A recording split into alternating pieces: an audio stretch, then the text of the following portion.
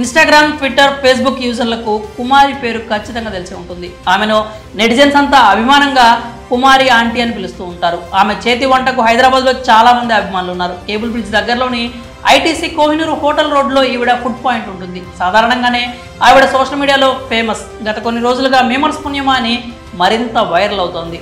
అయితే ఈసారి కాస్త నెగిటివ్ టచ్ అనేది వచ్చి పడింది. ధరల విషయంలో ఆమెపై కాస్త ట్రోలింగ్ జరుగుతోంది. అసలు కుమారి సక్సెస్ స్టోరీ ఏంటో ఇప్పుడు మనం చూద్దాం.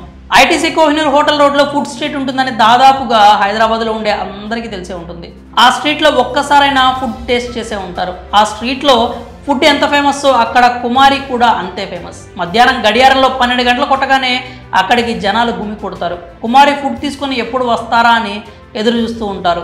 ఈమె దగ్గర వెజ్, నాన్ వెజ్ 2 రకాల ఫుడ్స్ ఉంటాయి. అయితే వెజ్ కంటే కూడా నాన్ వెజ్కు చాలా మంచి డిమాండ్ ఉంటుంది. ఎంత అంటే మధ్యాహ్నం 2 గంటలు అయ్యేసరికి అక్కడ నాన్ వెజ్ కూరలు సగానికి సగం అయిపోతాయి. ఆవిడ చేతి వంటకు ఆ ఏరియాలో అంత డిమాండ్ ఉంటుంది. మరి వాళ్ళ దగ్గర నాన్ వెజ్లో అయితే chicken fry, chicken curry, chicken liver, prawns, mutton curry, mutton liver, బోటి కూర, తలకాయ కూర, ఫిష్ పులుసు, ఫిష్ ఫ్రై, ఎగ్ కర్రీలు ఇలా ఉంటాయి. ఇక వెజ్లో అయితే చట్నీ, పప్పు, ఫ్రై, కర్రీ, సాంబారు, పెరుగు ఉంటాయి. వీళ్ళు వంటలన్నీ ఇంట్లోనే రెడీ చేసుకొని ఇక్కడికి తీసుకొచ్చి విక్రయిస్తూ ఉంటారు. ఇంత మంచి టేస్ట్ ఎందుకు వస్తాయని అడిగితే వాళ్ళ సీక్రెట్ని చెప్పారు. వాళ్ళు వంటల్లో కావాల్సిన అన్ని మసాలాలను ఇంటి వద్ద తయారు చేస్తారు. ఇంట్లో వాళ్ళే కలిసి వంట చేస్తారు. అందుకే వీరికి ఇంత గొప్ప ఆదరణ లభిస్తోంది. ఇక నెగిటివిటీ విషయానికి వస్తే కుమారి చాలా ఫేమస్ కాబట్టి ఆవిడని ఎప్పుడు ఎవరో ఒకరు వీడియోలో అడుగుతూనే ఉంటారు.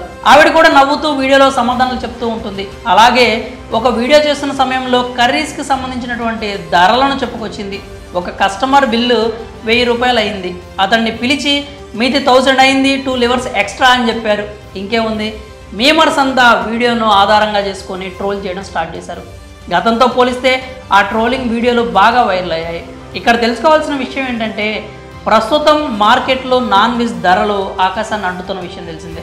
ఒక్క గుడ్డే 7 రూపాయలు పలుకుతోంది. ఇక అల్లం, వెల్లుల్లి, ఉల్లిపాయలు ఇలా చెప్పుకుంటూ పోతే అన్నింటి ధరలు గోబ గుయ్యమనేలాగే ఉన్నాయి.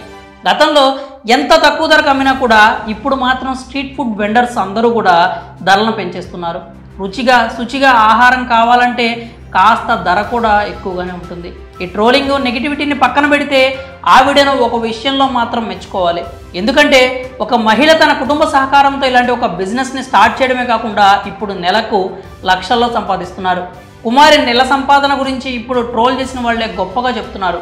ఆవిడ నెలకు 2.5 లక్షల నుంచి 3 లక్షల రూపాయలు సంపాదిస్తున్నారంటూ పోస్టులు పెడుతున్నారు. లైఫ్లో ఇది నిజంగా ఆవిడ సాధించిన సక్సెస్ అనే చెప్పాలి. ఈ విషయం తెలిసిన తర్వాత నెటిజన్స్ కూడా కుమారి మీద, ఆవిడ సక్సెస్ స్టోరీ మీద ప్రశంసలు కురిపిస్తున్నారు. ఆవిడ ఎంతోమందికి ఇన్స్పిరేషన్ అంటూ కామెంట్స్ చేస్తున్నారు. మరి స్ట్రీట్ ఫుడ్ వెండర్ కుమారి సక్సెస్ స్టోరీపై మీ అభిప్రాయాలు ఏంటో కామెంట్స్ రూపంలో తెలియజేయండి.